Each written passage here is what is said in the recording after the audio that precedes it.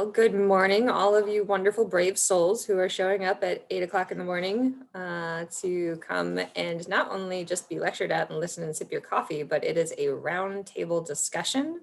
So I am looking forward to some lively participation from y'all as well.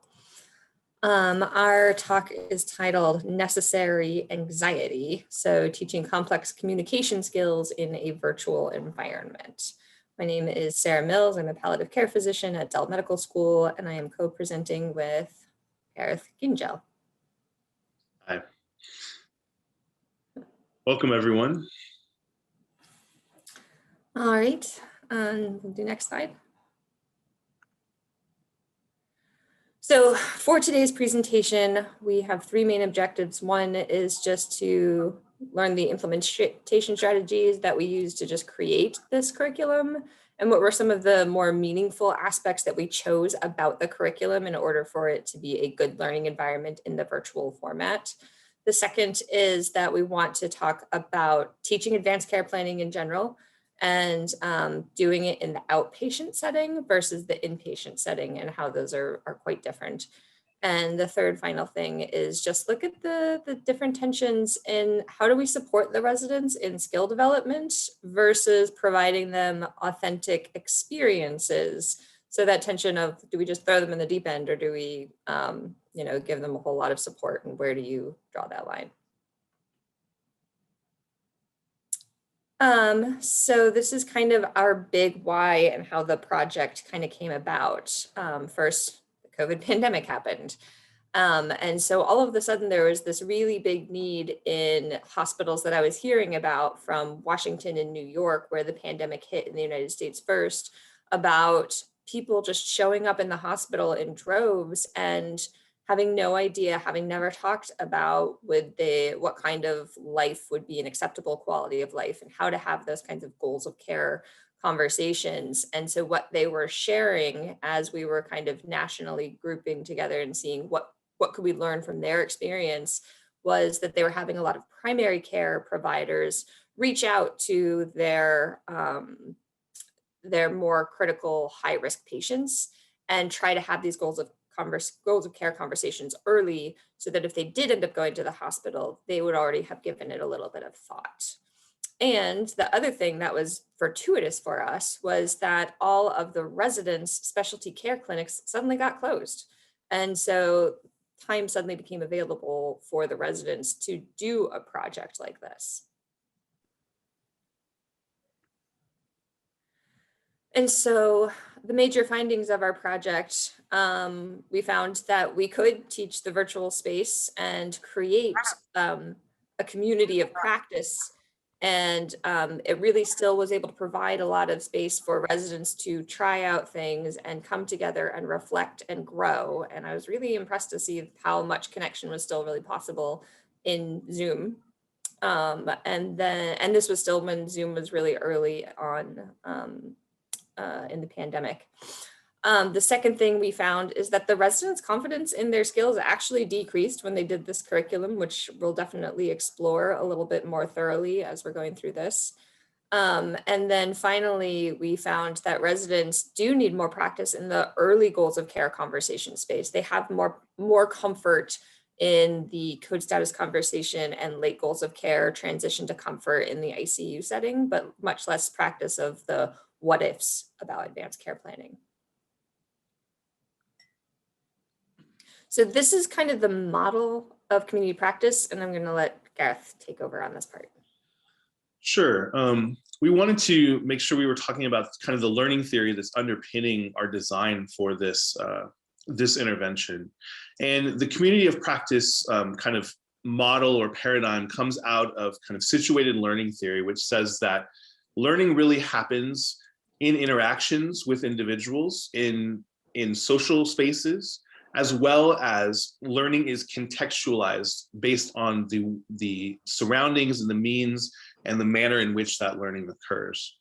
And so you can see here kind of from this model we have that one can kind of start in different places within a given community of practice, which is usually characterized by a group of people who share a common interest. So for instance, internal medicine residents in our case, and who also have social connections that allow them to exchange information and to talk about and kind of discuss and build on practices that occur within this community of interest. And one can move kind of throughout this community as one gains expertise or realizes their lack of expertise in a sense. And expertise is not necessarily the equivalent of space on a hierarchy. So we want to stress that while, of course, attending physicians will have more years of experience of doing the actual practice, there may be domains in the practices they have that they're not necessarily as experts. And so it's a place where learners can exchange information throughout a large network. And given that this kind of community of practice forwards the ideas of authentic experiences as well as this social connection, that's what really drove the design of what we chose for our curricular intervention. And to give you a little context around it, this is kind of a breakdown of the participants that we had. We actually had around 60 individuals that participated in our in the training. It was pretty much all of the residents in beginning parts of internal medicine during that time period that we were doing this intervention. But about 25 of them actually participated in kind of a survey design, but these demographics here are emblematic of kind of the overall spread for what we saw across the whole group. You can see we did this with multiple different levels of residents. The residents had a variety of different career paths and trajectories afterwards. And kind of the gender breakdown was roughly equivalent, about male and female.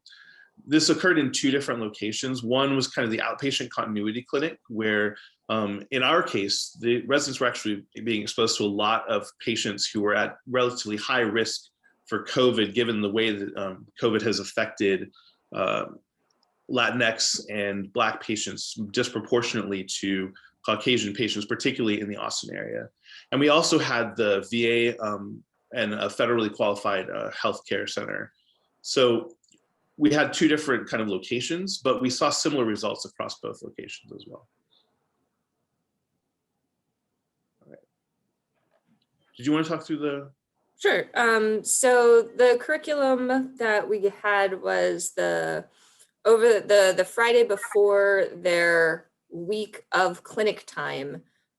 We provided them with a talking map just to look through it. It had the specific words that we were recommending as like kind of here's how to introduce advanced care planning in the outpatient setting.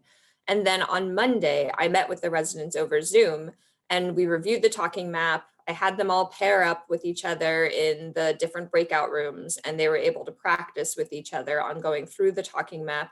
And then we came back and just said, you know, was there anything that was more challenging than you expected, and just a little bit of reflection time there. And honestly, those 10 sessions a lot of times would kind of end early and all the residents are like, no, we got this, no problem. And then Tuesday through Thursday, they were asked to call 3 to 5 patients on their clinic panel, any patients that they wanted, and have an advanced care planning conversation with them and document it in the medical chart. And then on Friday, we would have another meeting over Zoom and we would reflect on what their experiences were like. And those were honestly fascinating.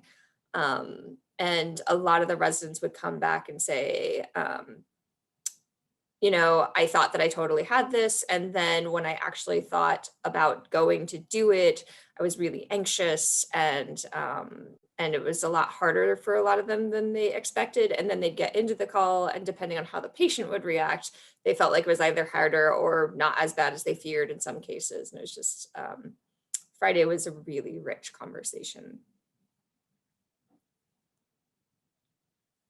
So just regarding what we did, are there any clarifying questions that I can help answer? Because next we're gonna have some, would I be giving an example of the talking map? Yeah, we can definitely provide that. Hello, hi. Oh, excuse me, can you hear me? Good morning. Yes. This is Norman Brito Belen, and so far fascinating project. And do you have any examples of the planning questions or the question map that you just mentioned? Yeah, so I can absolutely share the talking map with y'all. Oh, talking. Um, Yes, yes. that had the actual like role play for the residents, we can definitely get that. And I think Thank you you. can share that in the chat. I think I will definitely try. And a general breakdown of that, it essentially would have kind of some opening question or openers that the residents could use to kind of initiate the conversation. And then essentially it has kind of a roadmap that they would then follow with follow-up questions based on how a patient might engage with it, talking about how to maybe deal with like an emotional response that the patient's going to have, and essentially helping the residents get to different endpoints depending on how that conversation is flowing. And this was put together, actually, was this kind of a conglomerate group out of the University of Washington, but it's also a kind of a national model that's been worked on before. Yeah, and so some of the organizations that were putting it together were the folks that put together the Vital Talk, if anybody's familiar with that, and people that worked on that project.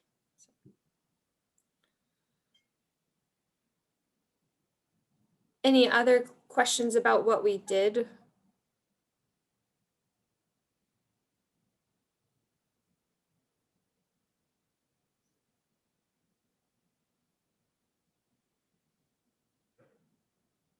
Okay. Okay, well, now's a good time to take a big sip of coffee because we are about to actually get participatory. Uh-oh. You can do it. We believe in you. Okay, we wanted to give an opportunity both to kind of discuss the content of and the structure of what this curriculum was and get some feedback from you about your own experiences with developing curriculum and trainings like this. And we also have our own questions that came out of our findings from this research that we really want to kind of throw to the broader community and kind of see what we collectively can think of and imagine for some of these findings. So this first piece here, Dr. Mills, did you want me to go through this or do you want to? Yeah, go for it. Okay, sure. So when we were designing the curriculum, we really came up with two kind of core elements that we found to be critical to, or we found to be critical to the success of the intervention here. One was this idea of authentic activity. As Dr. Mills was saying, talking through this at first, residents felt that they were able to do the ACP conversation with no problem. But when they actually had to engage with the real patients in real time, they found it was a much more challenging activity than they would have otherwise in the theoretical space. So the authentic activity was a core piece of our puzzle. The second was this community of practice, this reflection as a group.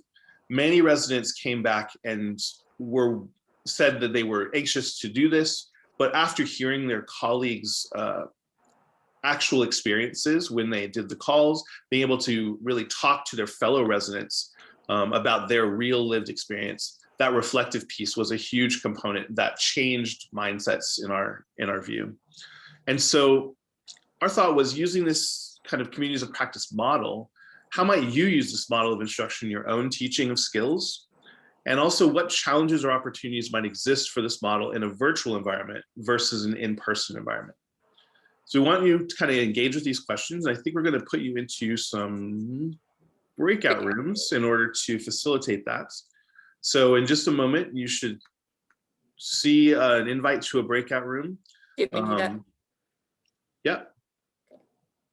And once you're there, we will give everyone a chance to discuss some of these questions. Then we'll come back together and kind of share out some of our findings from in those spaces. Okay, and we are going to give you a full 10 minutes to discuss, and then we'll come back and share.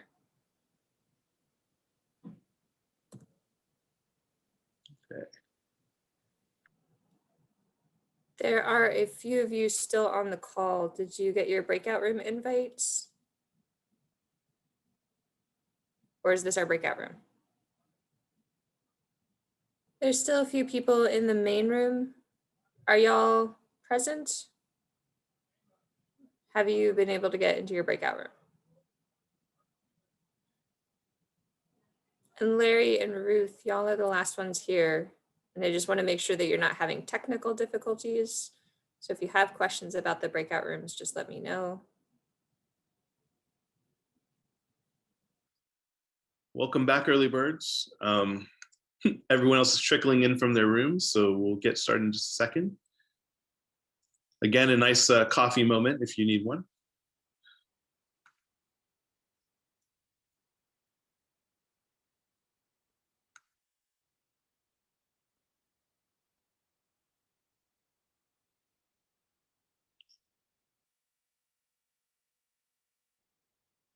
Welcome back. Welcome back. Yeah. I was pulled into different rooms, so sorry if I joined your room quickly and then was pulled out of it. I was apparently assigned to different places, so sometimes that felt abrupt to me and surprising. I heard a lot of good, wonderful discussion though, and one of the things that I just wanted to share with the group that y'all got me thinking about before I opened it up to the group is, I think that one of the best things that we did about this curriculum was like the setup was fine, but I think the richest part of it was that debrief session that we had on Friday. And it was the first time that I had ever used a group debrief setting to reflect and grow. And that's when I feel like I saw the most light bulbs going off for the residents of hearing about other people's experiences, people saying that this was harder than I expected or it wasn't as bad as I expected. And like, here's how I tackled this problem, and having everybody share like that was really remarkable. And I was wondering if anybody had similar experiences or something that they wanted to share along those lines of the group reflection practice. Well, I just like to ask a question in your setup. Before you sent the residents off to actually do this, did you role play with them? And then did they have a chance to talk about what that experience was like? And do almost like a pre-implementation discussion reflection? Because sometimes role play, people don't take it seriously, but sometimes if they take it seriously, that debrief can open some stuff like you're talking that you heard about on Friday. Yeah, so on Monday we met and we did role play, and we even did a brief debrief after the role play of like, what did you learn? What was challenging? And everyone was like, we got this. And I wonder if part of it was that they were not taking it that seriously. But whatever was going on, they seemed surprised at how challenging the rest of the week was for them. And in a lot of cases, it was a lot of anxiety before they made the calls. And in some cases, it was, and then they found that the conversations were easier than they expected. Or sometimes it was anxiety while they were making the calls and the conversations were harder than they expected. So. Thank you, Gareth, for putting up our curriculum on. And one of the other questions that I received during the breakout rooms was like, before Friday, did the residents have any kind of like prep? And the answer is not really. On Friday, they got an email that just said, hey, you're going to meet with me on Monday, and here's the talking map. And they really didn't have any details of what they were getting themselves into even. So all that got explained to them on Monday. What other interesting points came up in our groups? Yeah, I'm wondering, this is Gary Rosenfeld at McGovern Medical School. And I'm not a clinician, so I'm talking off the top of my head, but I wonder how valuable and how feasible it would be to include in this, or at some level in the curriculum, particularly first year of residence, to see this, to have students see a physician actually do this in real life, real time, and model it, see a role model, and maybe through that experience realize things don't go according to Hoyle as you've read in your on your piece of paper. Yeah, I agree. I think that like seeing it modeled and seeing it practiced is definitely a valuable thing. And when I have residents and medical students on the rotation, there's plenty of time for that. And, And so even we when you were- see it like done in like the videos that like are available and stuff, like it's still just so scripted and perfect versus like Exactly, quite exactly. different than the actual patient experience. So we were saying that part of the problem here is that you're trying to correct a big deficiency in our system, because these conversations should have taken place earlier with their caregivers, right? And we don't necessarily do that or do it well. And so they may have learned a lesson, like maybe it'd be better if I took care of this with my patients now than have to do it, when there's a surge of a pandemic going on. So this started to become part of the curriculum and expectation that we emphasize, which we don't do that. I think that was what we were talking about. Well, one of the really good outcomes that actually came out of this curriculum was it is now a requirement that the residents have to do an advanced care planning conversations in clinic. And so it is now like a checkbox on their new innovations skill sets that they have, because we found the same deficiency. Exactly. That some residents were doing them, but plenty of them were only having them in the hospital when it's like talking to the loved ones about taking the patient off the ventilator kind of thing, rather than talking to a patient about their values. There was I a can question in the chime in. chat, Oh, Sarah, as well. sorry. What was the average length of the ACP conversation? We didn't collect that data, and so I don't honestly know. My guess was from the residents, like what I remember, around like 20-ish minutes, but it's not something that I asked them to record. So I'm speaking very loosely here. Somebody else was about to ask a question or have a comment? Oh, I was just going to comment. Can you guys hear me okay? Yeah. Gloria Dara from MD Anderson, glad to be here. This is actually a comment that Bernard had brought up in our group, and we were missing the prompts for a little bit, so we did improvise a little bit and kind of open it up to just general like experiences that we have had and challenges that we've had. And he brought up, he teaches, he works mainly with medical students, the UME level, and they have a Breaking Bad course. And this is kind of answering the second portion of kind of what challenges do you envision enacting this in the virtual versus in-person. And I thought this was really interesting because they teach a concept called empathetic touch, which is kind of part of, the patient interaction and part of that, philosophy. And that's not something that they're able to deliver in that context. I just thought was really interesting. I just always thought like you could translate just about every thing about that, about a certain curriculum into the virtual format. But how do you practice empathetic touch in a virtual format? Not a thing. That is not something that I'd given a lot of thought to, but 100% interesting. Thank you for sharing that. Yeah. And I will say, something like that, like some of the residents did comment on not being face-to-face with the patient. There was a little feeling of disconnect for some of the residents. But then others also commented that because the residents were because the patients were in kind of a familiar space in their own home, surrounded by, familiar objects or even other family members, that added a certain dimension to the conversation that was missing when it was maybe in a clinical setting. So it's an interesting kind of trade-off, right? Like there's some things that you can't replicate, but there may be other affordances that if not offset, but add a different dimension that is important as well. So I think that's a great point though. And one of the residents also brought up that like we have a patient population that is very underserved. And so transportation to clinic is a challenge. And transportation to clinic to just kind of talk about things that a lot of patients don't really want to talk about or feel a little bit uncomfortable or maybe have some anxiety about. I imagine that the no-show rate might be rather high for those. And so being able to just call them at home would hopefully get over some of those barriers and some of the challenges for the patients.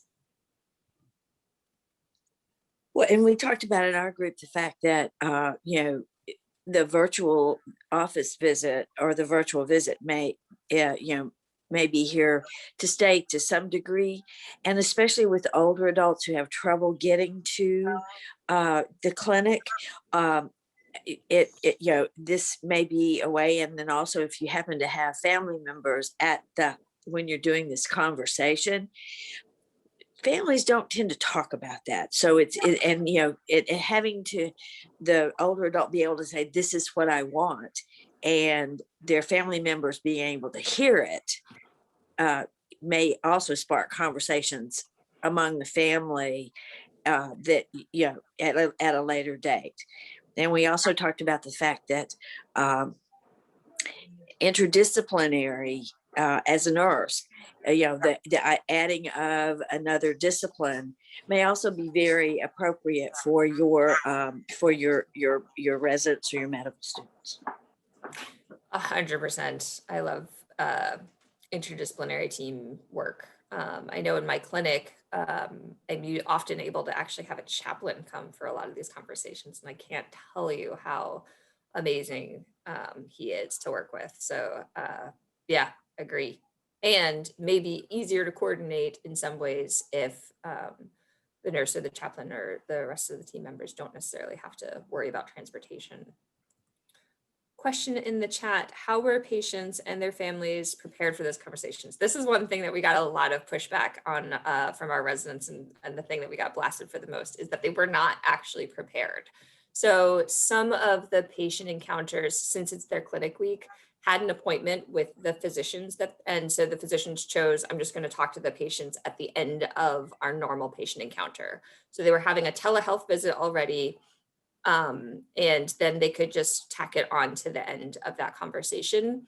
And some people felt like that worked a lot better. Other of our residents decided that they were going to call patients that they knew well, but they were not prepared for those. They didn't have an appointment. And so it was just a call from their physician out of the blue. And residents felt like they really had to do a lot of like emotional support. And it was really challenging because a lot of patients just felt like, why are you calling me? Am I going to die? Do you have terrible news? And so it was really one of the requests of the residents is that if we ever do this again, and they totally want to, but could the patients please be prepped and have like an appointment for a telemedicine call?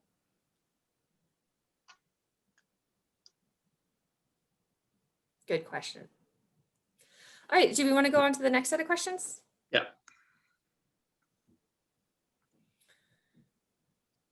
So inpatient versus outpatient advanced care planning.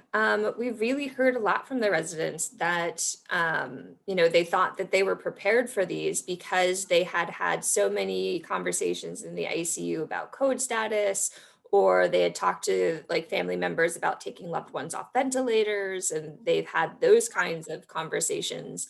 And they were really quite surprised when they got into the clinical setting of trying to talk to the patients about their values and about the what if questions.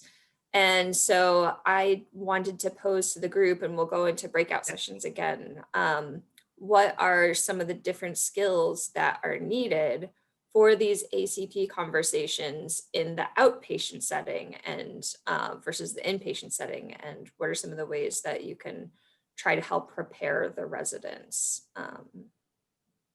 So we will just recreate those rooms.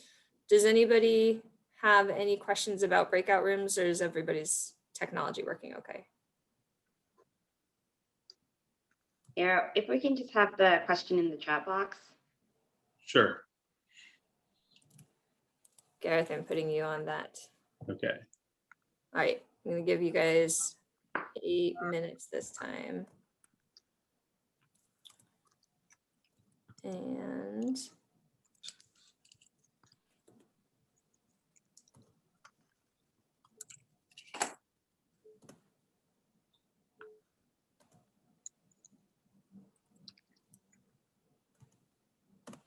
here we go.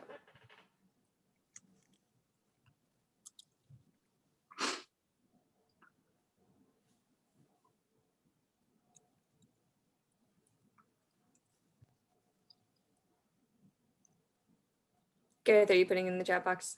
I am, yes. Okay, thank you.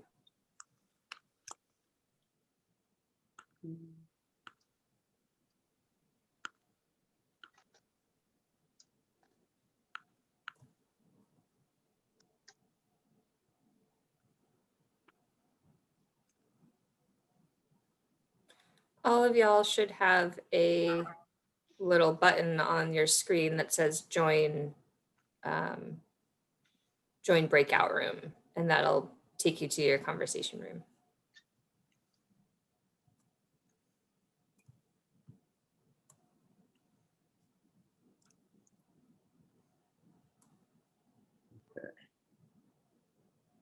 Thank you, Gareth.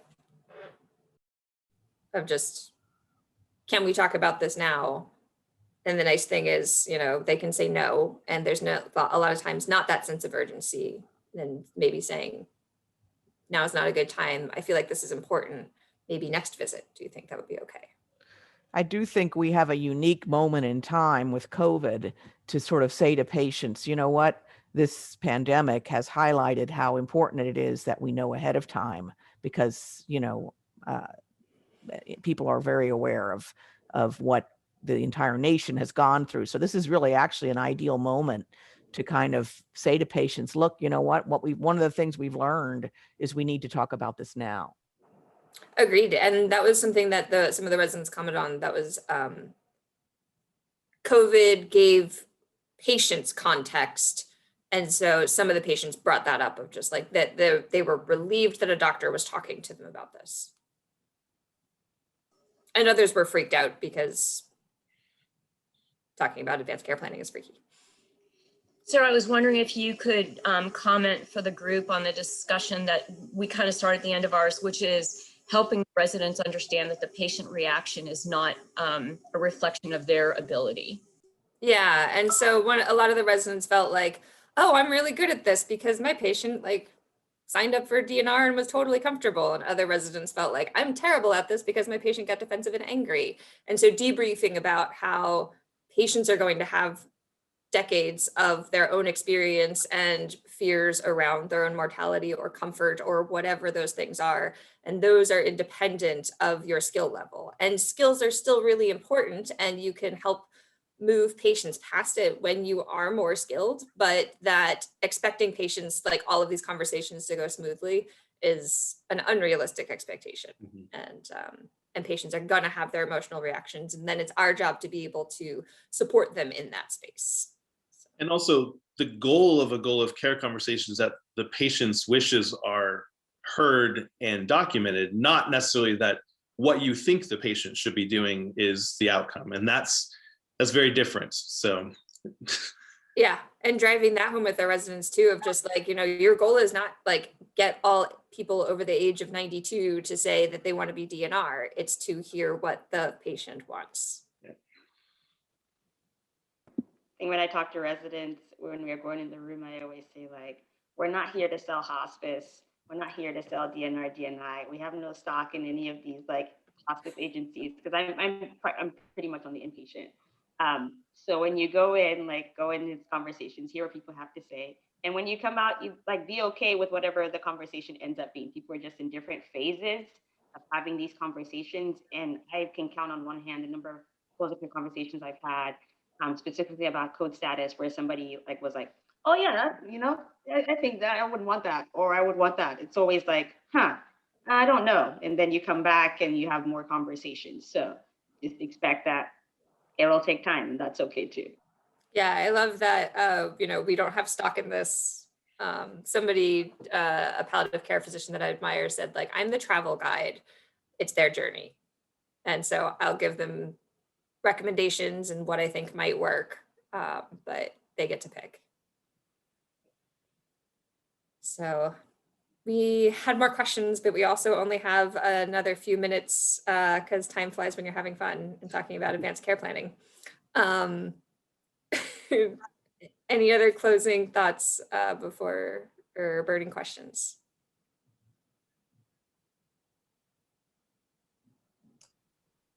I'm dying to know what that microphone is all about behind you. Yeah. This is our workspace / husband's music studio. Oh, okay. I am actually surrounded by 3 different keyboards and a synthesizer and 2 guitars on the wall. Yeah, I had a feeling that's what it was. Well, thank you for this conversation starter. Some really great conversations came out of this. This is Robin Mallon. I'm not I'm a child psychiatrist, but this is very helpful for me in discussing with parents whose kids will likely never be able to be independent, to get them to think about, let's plan for the care of your child when you're not here. Yeah. So some of the things you guys talked about are really relevant to what a lot of physicians have to do, but in different stages and in different parts of practice. Agreed. Yeah, I think that like the getting permission and helping set expectations and empathetic emotional responses are all critical in any hard conversation that we're having. So, and then the teaching model of the just getting the residents to reflect together was just so wonderful. I want to incorporate that in more of my teachings in the future. Thank you. Thank you all Thank you for very diving in with such rich participation so early in the morning, even before the caffeine had kicked in. So that's always appreciated. Thank you and very I think much. this material is available online. So you can look up these PowerPoint slides if you'd like to pursue it further. And we would always be happy to have more discussions too. So feel free to contact us if you are interested in further thoughts or ideas. Thank you. Thank you. Okay. All right, everyone. We'll be here for a minute if you have any questions, but otherwise have a nice morning. Enjoy the rest of the conference.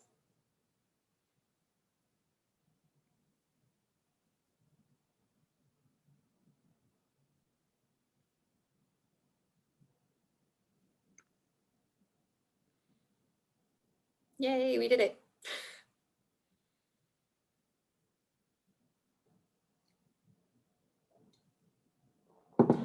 Thank you. Great job.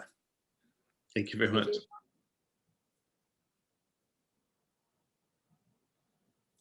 I'm a little disappointed you can't see, but I wore tiny little skulls for my earrings. I love that so much. Yeah, I think that went pretty well. Yeah, definitely. Yeah, great discussions. I love the breakout rooms. So The intro was a lot shorter, and then I thought that we had a ton of time, and then we didn't even get to our last question. yeah. So. Which is great. That's exactly, if we're gonna err in one direction, that's exactly right. More chance for talking and less chance for us to blather on. So loved it. Posting questions in the chat. I need to remember to do that. Yes. And I was just thinking, now that they have the breakout room feature, you can broadcast to everybody. That's probably the best way, because some people's chats disappear when they go into breakout rooms. I've had it disappear and not disappear, and I I thought know, that and I don't know not- why. I'm not sure Okay. the setting. So yeah. It's not like an update that Zoom fixed that problem. Maybe. If it is, it's buried somewhere that's beyond my knowledge. So Okay. all right. Well, yeah, we did it. A joy facilitating with you as always. Have a lovely rest of your day. All right. Bye.